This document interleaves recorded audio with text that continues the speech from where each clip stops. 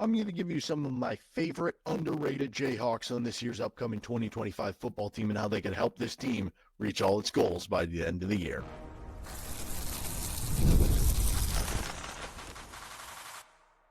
You are Locked On Jayhawks, your daily podcast on the Kansas Jayhawks. Part of the Locked On Podcast Network, your team every day. What's going on? Derek Johnson here. This is Locked On Jayhawks. Thank you for making it your first listen every day. And thank you to everydayers catching each and every episode of the show. Make sure to hit that subscribe button. Got to get that thing up for the start of football season. And that is on our YouTube page. But again, anywhere you get your podcasts as well. On today's edition of Locked On Jayhawks, we are talking favorite underrated Jayhawks coming into the 2025 football season. We'll start with the offensive side of the ball, move to the defensive side of the ball, and then we'll finish up with some of the latest news around KU athletics. Let's start right here on the offensive side of the ball. So these are some of my players that I think are underrated. These are some of my guys. Like, everybody's got to have your guys, right? It can be any sport, no matter what team you root for. Everybody's got to have your guy, right? Or your guys, a little easier in football because obviously there's more people. But, like, everybody has that one person that they're, like, willing to, champion for and be like, I think this guy's going to be good. I think this guy's going to be a dude, right?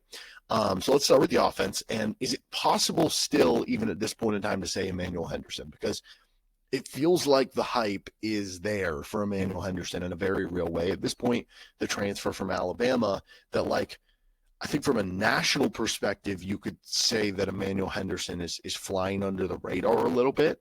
You read different, like, preseason college football magazines, you see national people either talking about or whatever, like previewing KU football. And, you don't really hear, like, a ton of Emmanuel Henderson other than, like, oh, Kansas added, the receiver core and they lost all these players. I don't think, like, from the local level, it almost feels like there is more expectation on this kid to be the receiver one, to have this big season, and those are things I'm expecting, and I think he's going to be a stud. But I don't know if I can pick him. So I'm going to actually get this started with a different wide receiver.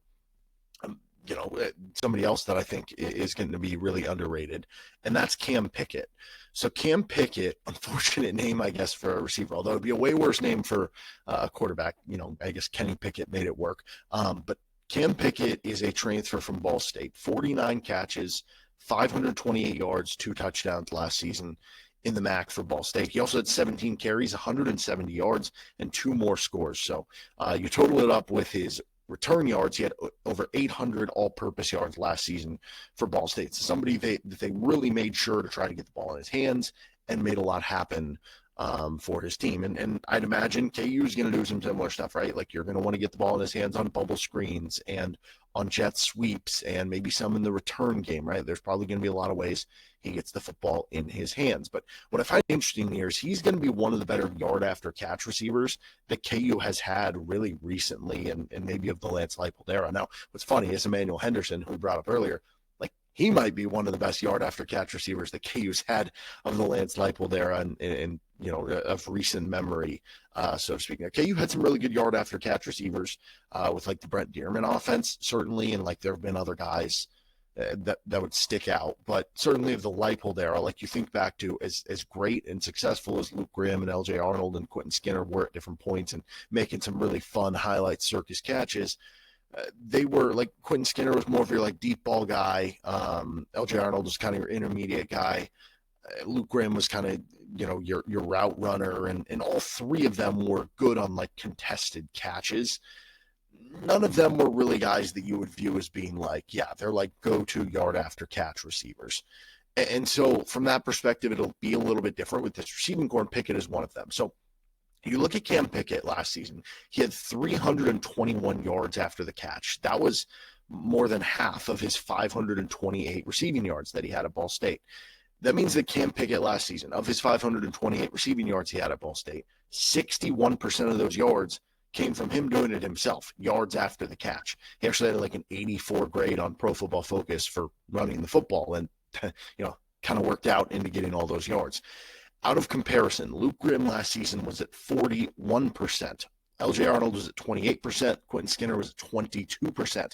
So you're talking about these other three Kansas starting receivers, not a ton of their yards came after catch. And part of that could be the system and the offense Kansas running. But the other part of that is this is a skill set that Cam Pickett has, and that I think Emmanuel Henderson will have, that is going to add another dynamic to the Kansas offense. In fact, if we look back, as a team, during the Lance Leipold era, KU's previous seasons of yard after catch, like if you look at the total amount of passing yards that KU had in a season and look at how much of those came from yard after catch, you look at 44% of KU's passing yards in 2021 coming from yard after catch, 44% as well in 2022. It was down to 40% in 2023, and then it was 44% again in 2024. So very regularly, 44% of KU's passing yards are coming yard after catch. Again, Cam Pickett was at 61% at Ball State a season ago. So this is somebody who is going to add a big boost for Kansas in that area. And out of, reference some of the better, pass concept teams that you would think of nationally, like this was just a quick search, but Texas was at 60%. Arizona State was at 59%. Ohio State was at 48%. And that's with Jeremiah Smith, who, he doesn't need to get a lot of yard after catch because he can just win a jump ball. But point being, you need to find some more easy yards, yard after catch. And I think Cam Pickett's going to help with that in a big way. And pretty clearly, he's going to raise the bar in that area, along with Emmanuel Henderson for Kansas in that very real way. Now, we've also talked a lot about KU looking to get back to their 2022 and 2023 levels of throwing the football intermediate to that kind of 10 to 15, 10 to 20 yard range, and over the middle of the field. And these two things can coincide. A lot of times those intermediate throws might be over the middle of the field. So there's a little bit of crossover, but they can be separate or the same thing. And last season, KU had a big dip statistically. Jalen Daniels had a big dip statistically in those areas, the intermediate and over the middle of the field. I think a big part of that was the offense that Jeff Grimes specifically was running. I think now with Jim Zabrowski, they're going to get back to being able to take advantage of that, and I think it's going to be a good thing for Jalen Daniels. But it also is going to help to have a guy like Cam Pickett who can really help in that area over the middle. So if you're watching on YouTube, I'll try to explain this the best I can over audio, but this is Cam Pickett's receiving chart from Pro Football Focus. As you can see, Cam Pickett, not a ton from the intermediate range, but if you're talking over the middle of the field, 24 of Cam Pickett's receptions came over the middle of the field between 0 to 10 yards. He had another 9 catches over the middle of the field, behind the line of scrimmage. So you're looking at, plus if you look at the intermediate range, where he had 4 more catches, you're looking at Cam Pickett having 37 receptions over the middle of the field last season. Again, 37 when you're looking at his total season numbers when he had 49 catches. That's a majority of his work over the middle, and he did it really successfully, right? You're looking at the NFL passer ratings for over the middle of the field, 92, 113, 99. Those are the below the line of scrimmage, 0 to 10 yards and 10 to 20 yards for the NFL pass rating. He is somebody who is very good and going to help Kansas over the middle of the field. And a big reason why is he can make guys miss after yard after catch. So he's going to help Kansas in 2 really big ways on the offensive end of the field. I do have another offensive guy, and that would be Kobe Baines. I think is an underrated player here. He's now played over 1,000 career snaps at Kansas. He's in his 5th year for college football. I think 4th for KU, but 68.5 PFF grade last season. That puts him as the 13th highest rated guard in the Big 12. So, that's above average when you consider there's 32 starting guards in the Big 12, plus there's backups. Some guys rotate in, some guys get in because of injury. There were 44 qualified guards on Pro Football Focus by minimum snaps played. So, 13 to 44, that's a solid number to be at. And typically, guys get better when they stay in college, especially offensive linemen with more, season of building up your strength and getting to know what to do, that you can probably expect him to be even better than that. And if you're already starting from a base of saying he was an above average to good player, taking another jump forward could be all Big 12 level player, right? And one of the cool things about Kobe Baines, he's been really good in pass coverage or pass blocking, back-to-back seasons of a 77 or higher pass block grade. On Pro Football Focus, he's only allowed 10 hurries and 0 sacks between 2023 and 2024 combined. So he's been really good for KU, and I think he becomes extra important this season because you lost Michael Ford, who was your stud other guard from last year, and because you lost both starting tackles, Baines becomes more of a leader on that offensive line. And I think while Bryce Foster, deservedly so, gets a lot of the credit because Bryce Foster's a great offensive lineman too, I think Kobe Baines deserves to get a little bit of credit too because he's been an underrated piece for the KU offensive line, and I think he could be in store for a big season this year as well. All right, let's get to somebody on special teams, some defensive players. We'll get to that next. This is Locked On Jayhawks. Today's episode of Locked On Jayhawks is brought to you by Monarch Money. Ever wish managing your money felt easier? With Monarch, it can. Whether you're growing your savings or planning a big purchase, Monarch puts you in the driver's seat. It's like having your own personal CFO, giving you full visibility and control over your finances. Monarch Money is more than a budgeting app. It's a complete financial command center. You can track all your accounts, investments, and spending in one place. So in addition to managing your money, you're also building wealth. Ever get annoyed by, all your accounts being in different spots or not totaled up into one big account? And then you got to do math to figure out this, and that, or maybe you got to, transfer between one account to another account and they're different banks or something like that. It's just kind of annoying. It takes extra days, takes extra process. You want it quick. You want to be done with it quick, right? Well, you can take control of your finances and not worry about all this stuff with Monarch Money. Use code LOCKEDONCollege at monarchmoney.com for 50% off your first year. That's monarchmoney.com, code LOCKEDONCollege for half off your first year with Monarch Money. Thanks for joining us on this episode of Locked On Jayhawks. Don't forget you make Locked On College Football or Locked On College Basketball your second listen every day. Okay, I want to talk about a defensive player I think is underrated and going to be one of my dudes, and that would be Justice Finkley, the transfer from Texas. Now, obviously, you're talking about somebody who is a transfer from Texas, probably expected to be a starter, so there are certain expectations here. But where I think the underrated comes from is I think there's a chance Finkley could come in and be KU's best defensive end. Now, what's cool about it is I really like Alex Bray as well. The other transfer is going to be kind of rotating into his spot. But let me get into this. So Finkley, 26 total tackles in 3 years at Texas. That doesn't jump off the page. But take into account, and this is similar for Emmanuel Henderson at the receiver position, but take into account you might be a backup at the other school, but being at Alabama, one of the most talented, especially at the receiver position, being at Texas, who's had one of the best defensive lines in the country the last couple of years and been one of the best teams in the country, just because you're a rotational player for them doesn't mean you can't come in and be a star right away for Kansas or in the Big 12. Sometimes all you need is kind of the opportunity, right? And sometimes it's not sometimes it is just about the opportunity. You think of Jameson Williams, who was at Ohio State, and he was the third or fourth receiver there, transfers to Alabama. He becomes first round pick, and he's their number one on a team that ends up playing Georgia in the national championship game, right? So you look at Justice Finkley. He has shown some stuff in limited film at points, but over a 62 Pro Football Focus grade every season. So that 60 to 69 range is kind of different levels of, okay, you're just, solid average level starter. 67 last year. So you're encroaching on that fun 70 range. But on Pro Football Focus, they have a number called win rate. And what win rate is, it is percentage of wins versus blocking on non-penalty pass rush snaps. So is it a pass rush? Is it a non-penalty? How often are you beating the block? Okay. And his percentage there is 13.2. 13.2% of the time he's doing that. That was last season. The year before it was 6.8%. The year before that it was 9%. So you can go off last year's number and say that's the best version of him. That's the most recent version of him. It's the oldest version of him. You can go off the average of his career, which would be closer to, at that point, 9.7% over the 3 years. Well, how does that compare to last year's KU defensive end? Dylan Woodkey had a really good number last year for KU, 12.8%. That led KU players with at least 100 pass rush snaps, followed by Jeremy Robinson, who is at 7.9%, DJ Withers, who is at 7.8%, Tommy Dunn, who is at 7.2%, and then Dean Miller, who is at 6.3%. Now, if we want to look back at some of KU's recent star pass rushers, Austin Booker was at 14.8%, Lonnie Phelps was at 15.8%. Quick side note, if Lonnie Phelps would have come back for the 2023 season and KU would have had Lonnie Phelps and Austin Booker as the two defensive ends, that team already won 9 games. And we know how close they were to beating, Texas Tech and Kansas State that year.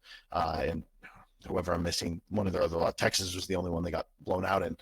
That team legitimately probably wins 11 games if Lonnie Phelps comes back for 2023. I don't know if that's that actually just kind of makes me sad. I don't know why I brought that up. Anyway, you look at the pass rush win rate, 13.2% here for Finkley. again, that would put him in line if he can repeat that last year, but in a bigger sample size, which is difficult to do. That would put him ahead of any of KU's qualified pass rushers last year. That would put him at least close to striking distance of where Austin Booker was a couple of seasons ago. And that can be really exciting for Kansas. And we've already heard from some of the press conferences about, Finkley being a good leader for KU and being somebody who's really stepping up in that regard. So I think Finkley is definitely going to be one of my dudes coming into the season. I actually want to throw, it sounds silly to be like, a punter is going to be my dude, but I am a big fan of Finn Lappin. 46.1 yards per punt last season at McNeese State. If he does that at Kansas this season, if he repeats that or is better on it, it'll be the best yard per punt season in KU football history. That mark also last year, if he were to repeat it, would rank him second in the Big 12 to only Baylor's punter, Palmer Williams. And you look at KU's recent, lack of success with punting. So Damon Greaves last year improved on his number, but it was still 13th of 16 punters in the Big 12 at 42.3 yards per punt. A year prior, Greaves was last. A year before that, Reese Vernon was second to last. A year before that, Reese Vernon was last. So point being, during the Lance Leipold era, KU has consistently had one of the worst punting situations in the league. And, Lance Leipold's not the most aggressive coach. You look at going for it on fourth downs and fourth down attempts. Kansas consistently is near the bottom of the Big 12, except for really 1 year in his time at Kansas. So that means that you need to invest in a good punter and kicker, because if you're not going to be the most, aggressive at it, you better be good at doing those things that you're going to do a little bit more often. So that's why I'm really excited about Finn Lappin. Now, I don't know if he's going to average quite as much yards per punt as he did last season at McNeese State, because theoretically, if the offense is good for Kansas, you're punting on shorter fields, and it's going to be more about, can you pin people deep inside their 20, as opposed to, can you get a 50-yard punt, right? It almost becomes better. Okay, if you're punting from the plus 45, you want a 40-yard punt as opposed to a 45-yard punt, right? There's a little bit of a difference there. So I do think Lappin, though, will be a big upgrade for what KU's had at that position. And then I would just say, one other one here, just pick a defensive tackle. And that's the thing. I think it's almost like why can I not think of the name of it? But I guess it'd be like a gumball machine. But the machines you have at the store where you put used to be a quarter when I was a kid. You put a quarter in it, you spin it around. I used to love the ones I got the mini football, helmets here, but you get the mini NFL helmets, or just little toys, little silly toys, whatever. That you get out and it'd come in with the little bulb and like that. That's how I feel with the defensive tackles. It's just put your quarter in, crank the machine around, and whichever one pops out, that is your guy, because you can make a case for any of them that they're going to be, having a big season. I think with Tommy Dunn, we just heard about him at a recent press conference and how he's 315 pounds and it basically never runs out of energy. DJ Withers was one of the players who went down for Big 12 Media Days for KU, which clearly shows, where he is on the pecking order and what he means to the program from, kind of a leadership perspective. Blake Harreld was awesome as a redshirt freshman last season, which only gets you more excited based on how quickly he has grown into that role. What could he do with another year from last year to this year? Gage Keys coming back from Auburn and being kind of a cool story just in general, and being somebody who I think is a defensive tackle with a little bit of pass rush juice, which is always nice to have from that position. I think Keenan Caldwell just underrated in general, because we talk about all those other guys and, he doesn't get brought up as much, but he's just been a steady player for KU here over the years. And heck, maybe even Marcus Calvin now. It sounds like he's starting to develop and maybe going to earn a little bit of a role for KU. And, if they have 7 good ones, they'll rotate 7 good ones. If they have 4 good ones, they'll rotate 4 good ones. Well, it certainly seems like it's going to be closer to rotating 5 or 6 guys for KU and Jim Pandagos, the defensive tackle coach for KU this year. So kind of just pick your defensive tackle if you're KU or if you're a fan there for who is, your favorite among those guys. The last one I would mention here is Joseph Sipp. I think he's going to be one of my guys. All-MAC performer from a season ago. It obviously worked out pretty good, both from the MAC perspective and the Bowling Green perspective, when you brought in J.B. Brown. A little bit different types of players, but both are kind of similar in terms of being more run stoppers, thumper type players. It was cool with Brown because they were able to let him loose as a pass rusher too.